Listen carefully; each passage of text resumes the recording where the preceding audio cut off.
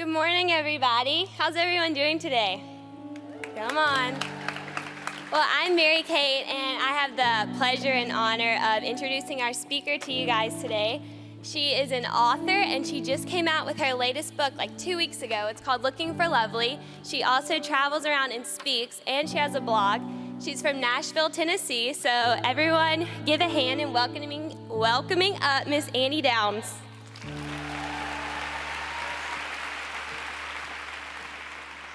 Thank you, friend. I'm wearing one. You don't have to. Yeah, I was going to tell you you could sit or you could keep standing, but I'm glad you went ahead and sat. That's your choice.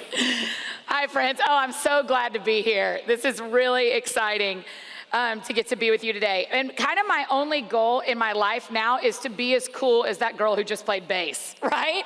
I mean, so cool. She's so cool. Having an all-girl band, that does not happen enough. I think that is really awesome. Okay, so let me tell you a little bit about me, because some of us are new friends. I'm Annie, like the little orphan, but I have parents, and I'm an author and a speaker. It's what I do for my job. I feel like it's only polite to warn you of some things. So here's the thing.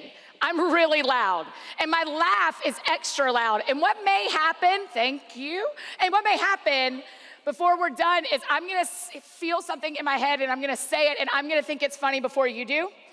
And that I might burst in your ears. And so I want to apologize ahead of time, because that could happen. I used to teach elementary school, and I would get strep throat. Yes, early childhood people, I feel you.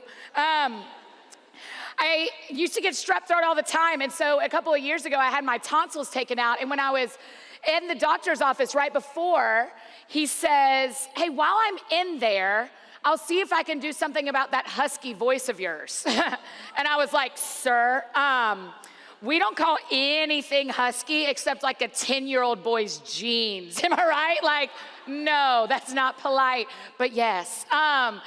And so he thought that he would be able to do something to control my volume. Because right now, while I sound really loud to you, this is like my talking voice on an airplane. It's so annoying. And it is always this loud, right? And so after the surgery, when they taken the tonsils out, he was like, I looked at your vocal cords, and I've just never seen anything shaped like that. I was like, I know.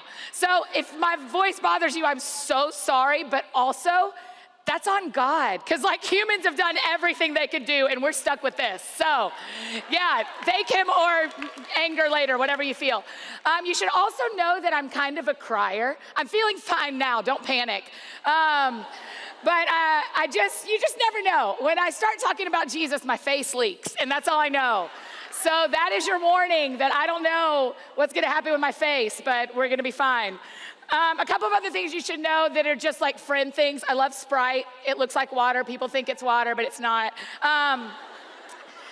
Glitter is my favorite color, which is ridiculous. I know, I'm like a full adult, and I still find glitter to be beautiful.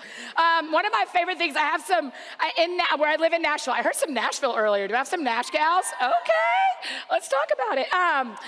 So in Nashville, I volunteer in our church's college ministry, and I'm mentoring and friends with some college baseball players, and they're so sweet. They're like little brothers. I love them. I want to like punch them all the time. I just think the world of them. So when they go off to minor league baseball, I have to, instead of like seeing them a lot, I just mail them books.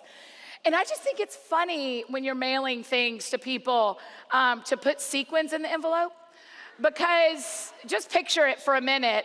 There's a book, and there's 2 ice cream scoops of sequins, and then I seal it and shake it up and mail it. Because then when it gets to the person, it's like a party. It's like I mailed them a party. And so I mailed some books to my friend Connor, who plays baseball for the Detroit Tigers.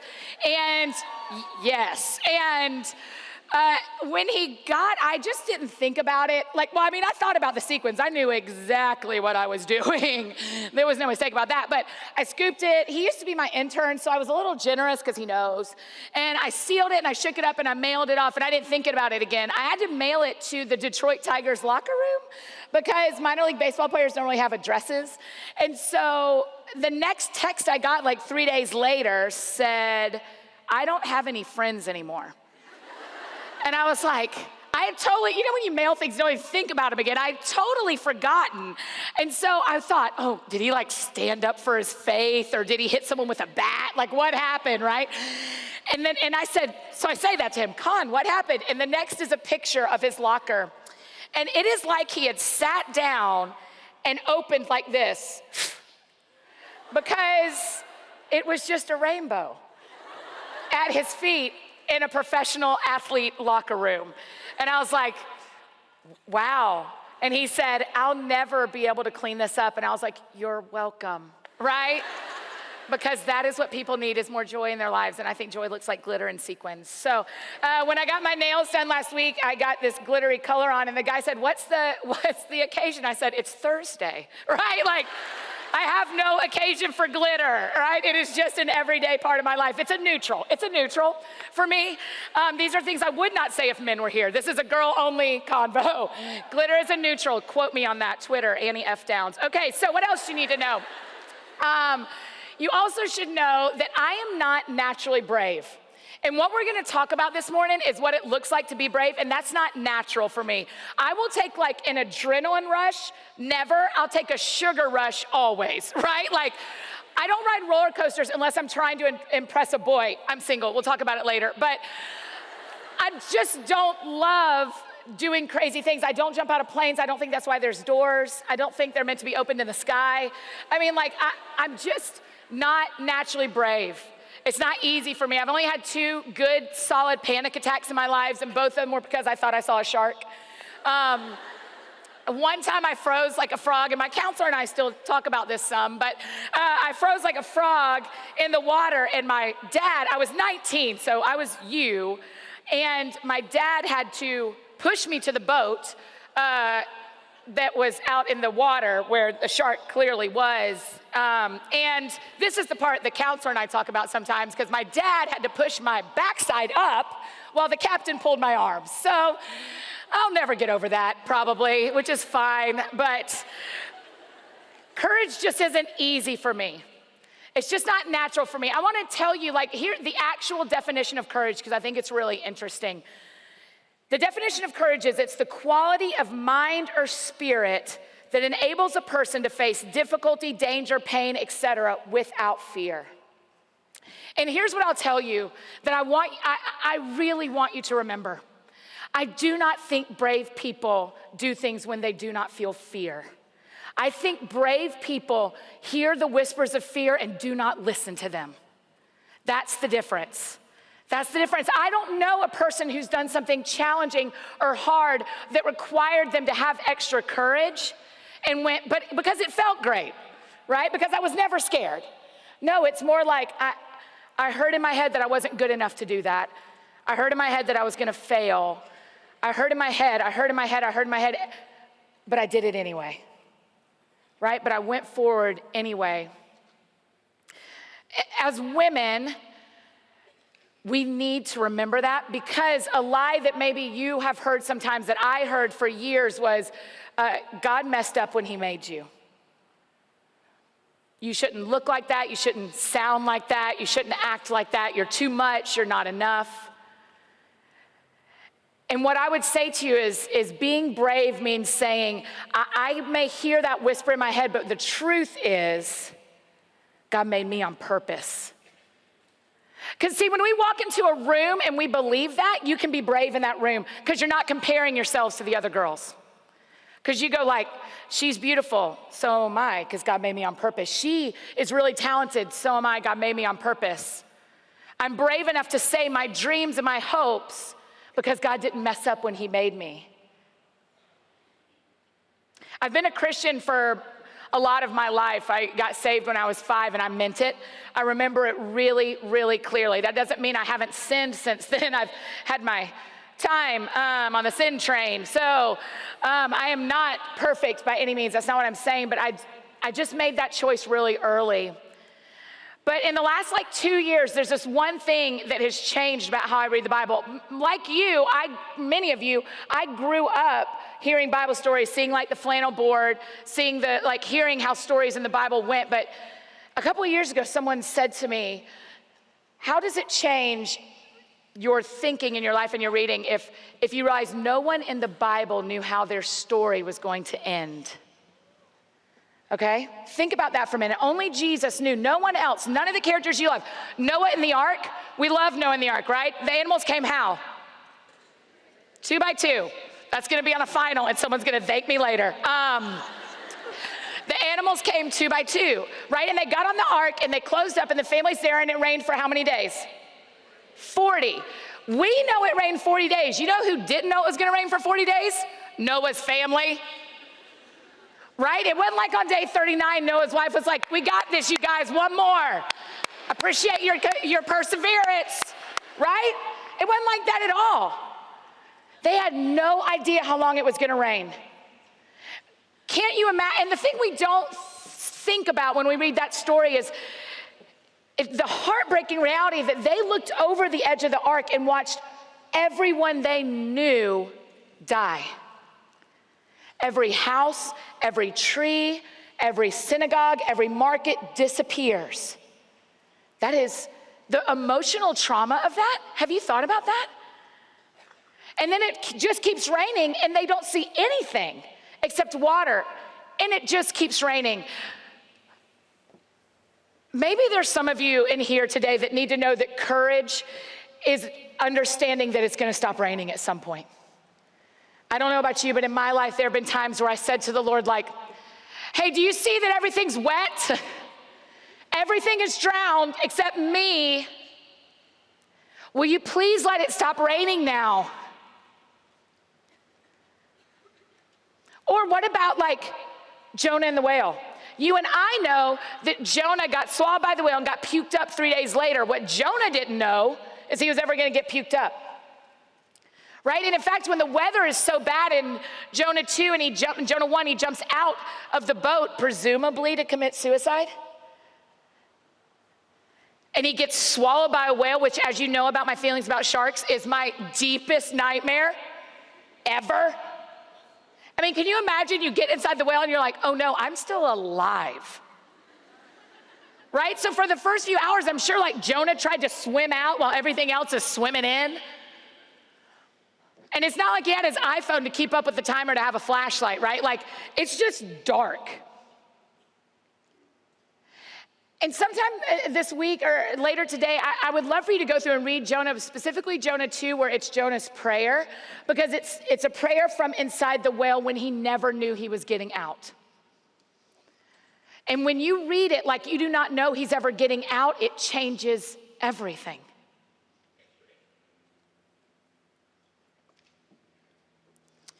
And we think courage comes when we know the end of the story. We think courage comes. If Jonah knew he was going to get out, of course he'd stay in the whale. My real question is, how come Jonah didn't kill himself in there? Right? Like, 3 days is a long time to be inside of another thing. Why didn't he give up? Maybe you need to be reminded that no matter how dark it feels, light's coming.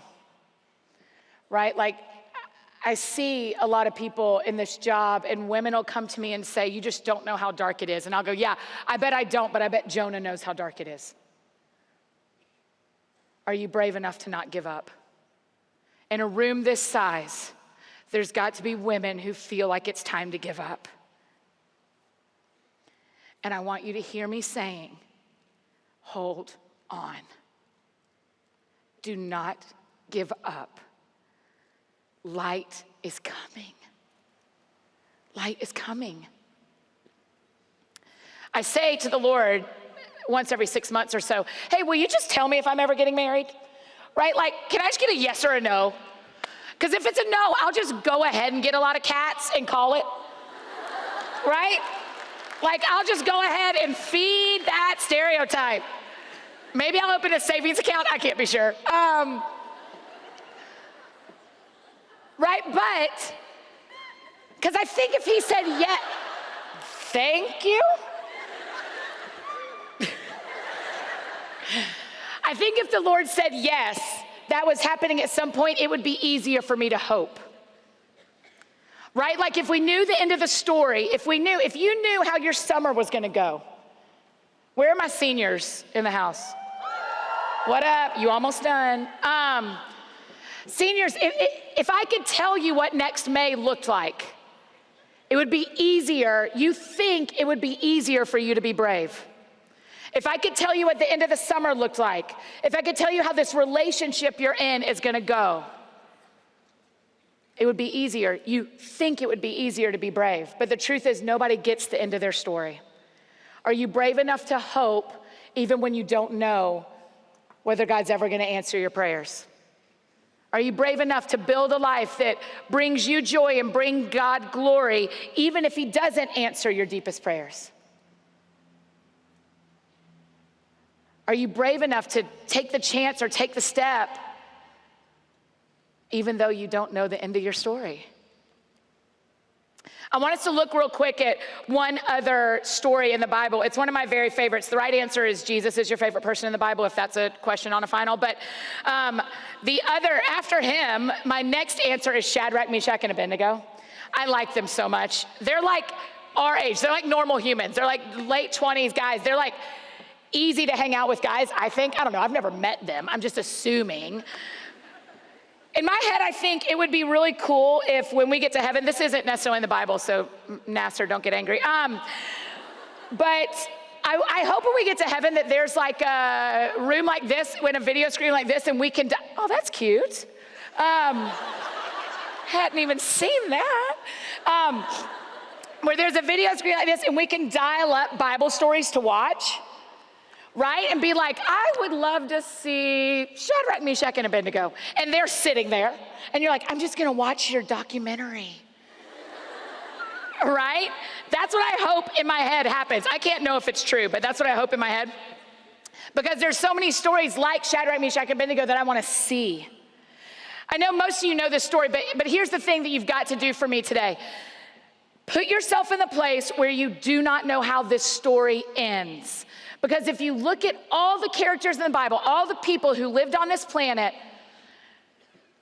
that are in the Bible, if you look at their stories and go, okay, they made those choices when they didn't know whether it would be okay or not, that changes the story, right? And that's the situation in Daniel 3, as you probably know, King Nebuchadnezzar had built this really tall statue. When the music played, you had to bow and worship it. Right? And Shadrach, Meshach, and Abednego are the guys who worship the one true God like you and I.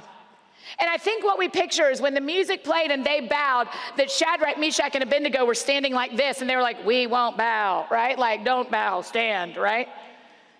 Maybe you remember it from a lovely piece of literature called Rack, Shack, and Benny. It's a VeggieTales show.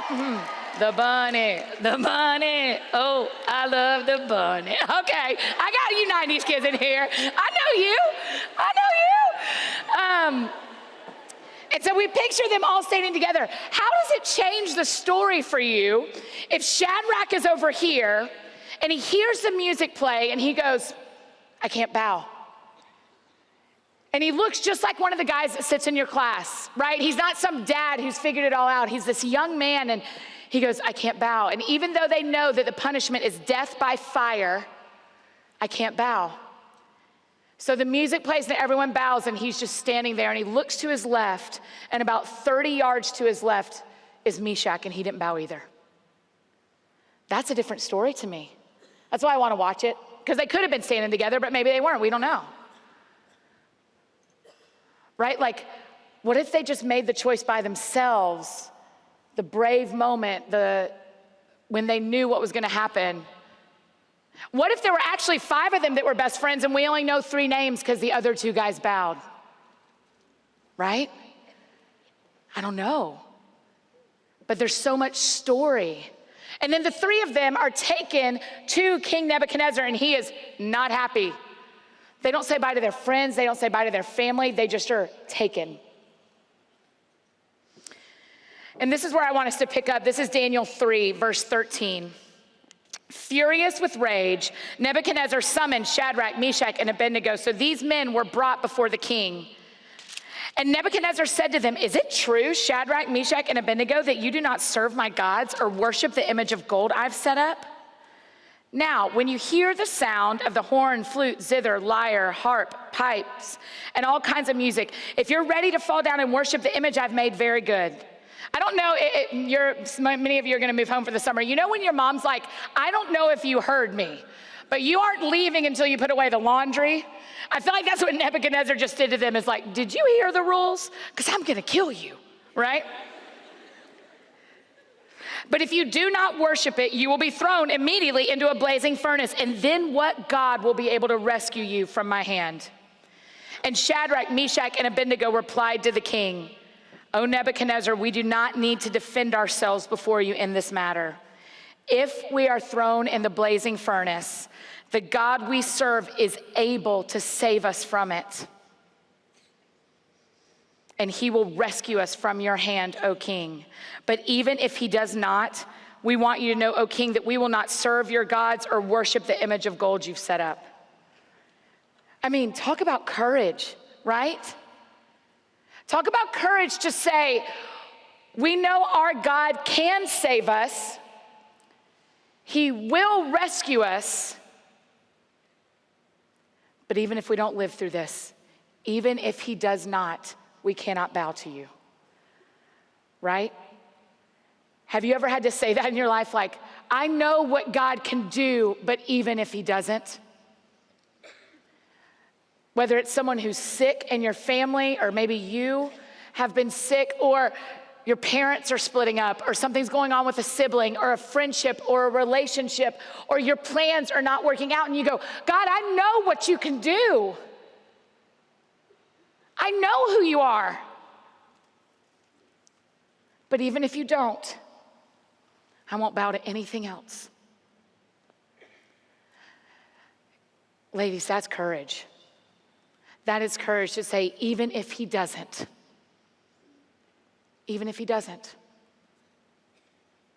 I won't bow. And what immediately happens to Shadrach, Meshach, and Abednego, and you know this, is they're tied up and they're taken to the furnace. It's cranked 7 times hotter. They're taken to the furnace, and I love the Bible for a lot of reasons. All the reasons of like how it speaks to my heart and how it comes alive and all the things. And I love it for details. I'm a book writer. It's what I do, right? So I love details and stories. And there's this great detail in the story that when Shadrach, Meshach, and Abednego are walking to the fire, and there's 2 of the strongest soldiers on either side, the furnace is so hot that the flames came out and killed the soldiers. Not the smoke, not the heat, the flames licked the soldiers and killed them. And then Shadrach, Meshach, and Abednego fall into the furnace, walk into the furnace. And if the story ended there, that is enough for us. Do you hear me? That is enough for us. If you do not get what you want, that's enough for us because we have God, right? What Shadrach, Meshach, and Abednego are saying to us is that we don't worship our God because of what he does. We worship our God because of who he is, right? And that takes courage. It is way easier to love someone who does really good stuff for you and does all the things. It's way easier to love the genie. That's not our God.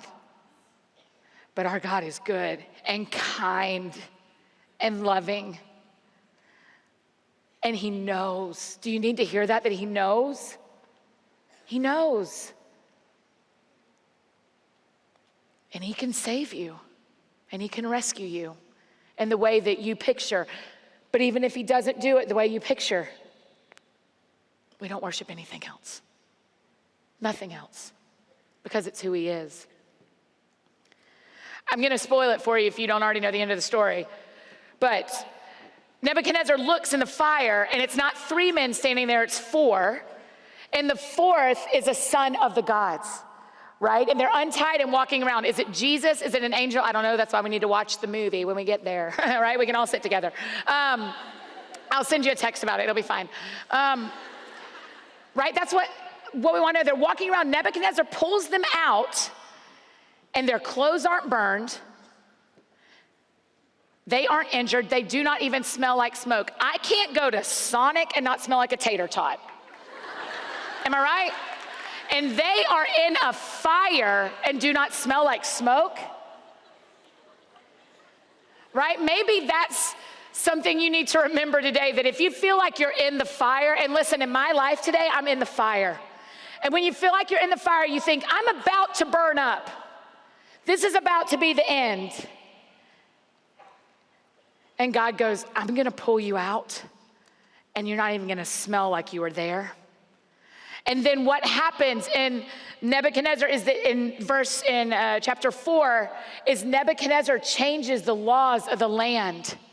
If you will worship God for who he is, not what he does, it will change the land you live on. You may have to go in the fire first, but it will change where you live. As you go into your summer, and seniors, as you go into this next thing, if you will be brave enough to worship him for who he is and not what he does, it may get hot, but it'll change where you live.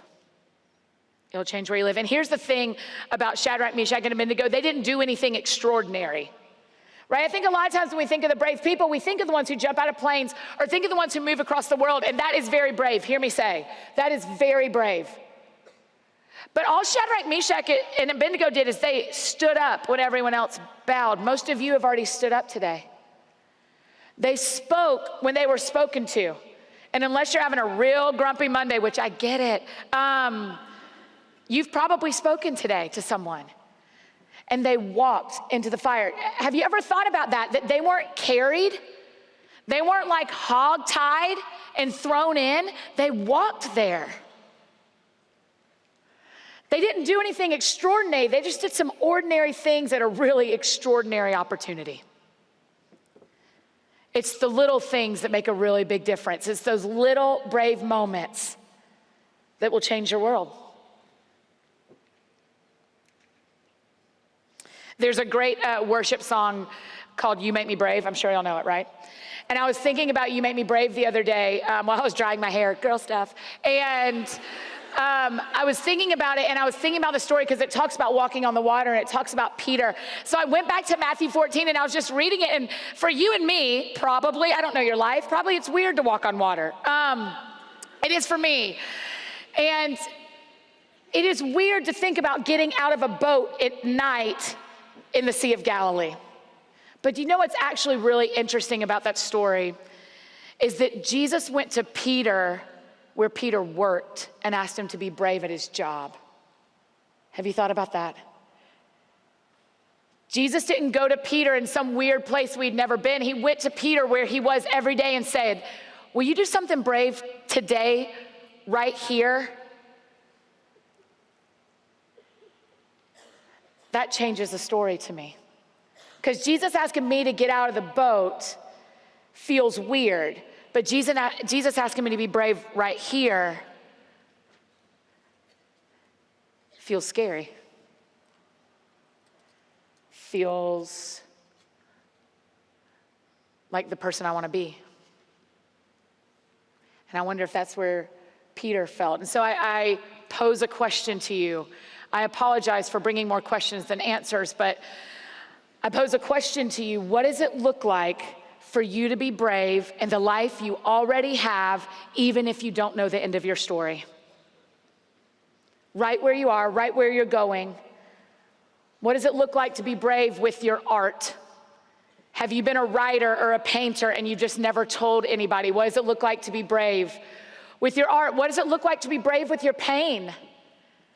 Are you hurting and nobody knows? Does it feel so dark you feel like you'll never get out and nobody knows? Maybe today's the day that you just say to your roommate or your friend or your professor, it feels really dark. Are you brave enough to get out of that boat? Maybe you need to be brave in friendship and speak to someone that you've been seeing all semester and no one ever talks to her, and you go, I keep meaning to say hi to her. Maybe today is the day you say hi to her. Do you need to be brave in a relationship with a guy? I don't know. I'm not gonna give you some options. I'm gonna let you work that out. But it takes courage to be vulnerable. It takes courage to love and be loved.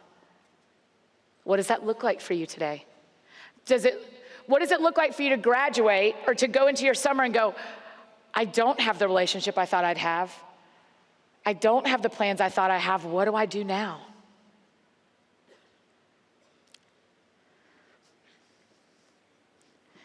What does it look like to be brave with your dreams and your plans? What does it look like to be brave with your family, right? Like, I could do this for another 90 minutes, get comfortable. I'm just kidding, I'm not going to.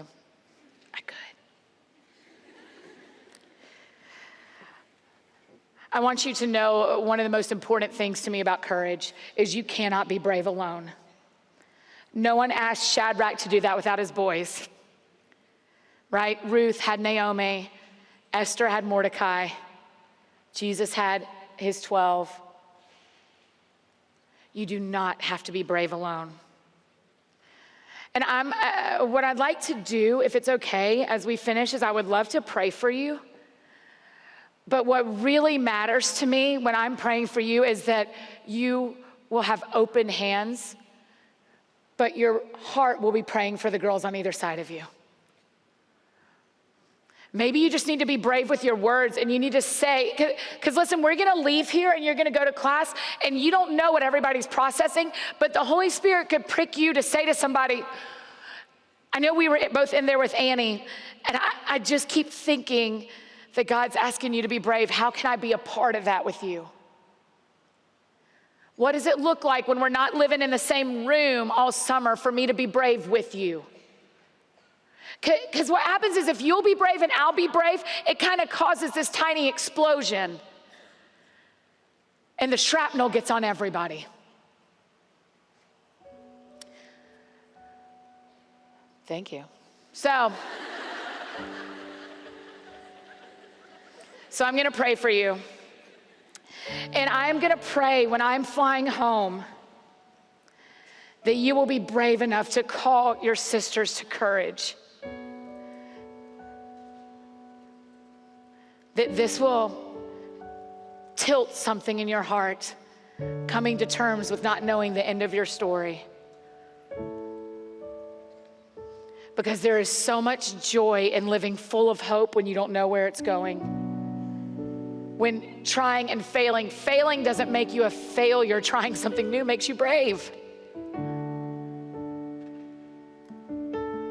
So if you don't mind, will you stand up so that I'm not the only one, my feet are tired. And if you're sitting next to people that you love or like or can tolerate, and you just will like hold hands or put arms around, or just like don't be by yourself, right? Just have a minute and don't be by yourself. And we're such girls. Like, all of you, girls.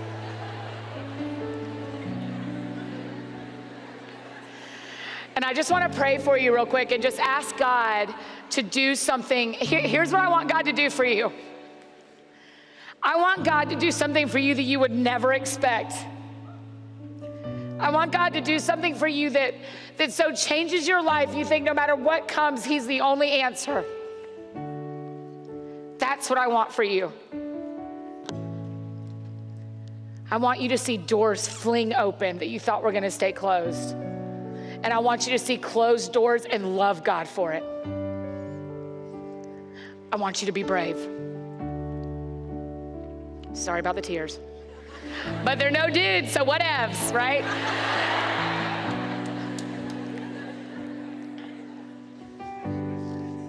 All right, everybody got your paws on your people? Let me pray for you. God, thank you for these women. Thank you for this place. Thank you that you brought us here strategically. Thank you that you made us on purpose, that there is not a woman in here that is an accident. Her face, her body, her thoughts, her personality, her gifts, her dreams are so uniquely put together. And God, I just pray that you would exceed our expectations and our dreams. I pray that these women would grow to love the mystery of the gospel. That courage would be just what they're known for. I pray you would teach us how to be brave for each other, how to be brave with each other, how to be brave together. God, we pray for the girl on either side of us, for the woman who's going after the thing. Would you make her brave? God, would you just shift our hearts so that we love that we don't know the end of the story, and that we trust that you're the only one who does. And that's enough, that you can save us and do what we dream and plan, but I don't want that, God. I want your dreams and plans for me and for my friends here. So we just say collectively that we love you and that we are so certain that you are good that we will worship you only. I will worship you only, even in the fire.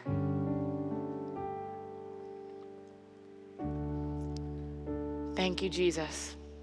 We are grateful for you. In Jesus' name, amen.